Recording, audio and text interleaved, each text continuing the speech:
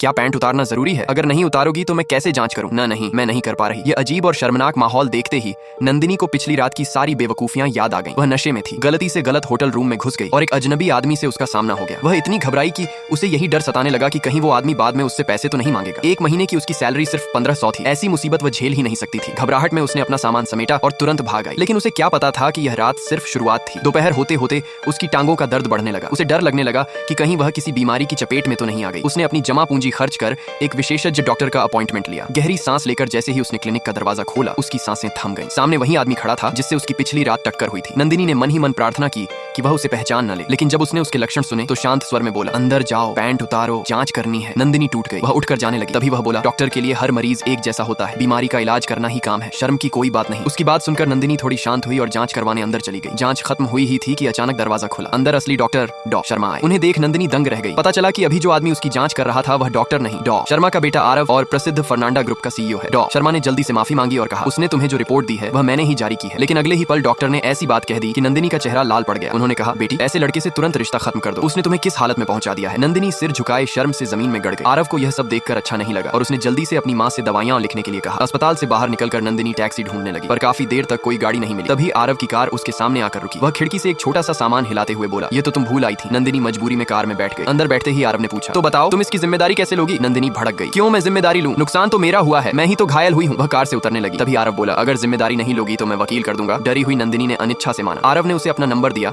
और कहा कि 1 हफ्ते बाद वह उससे मिलेगा।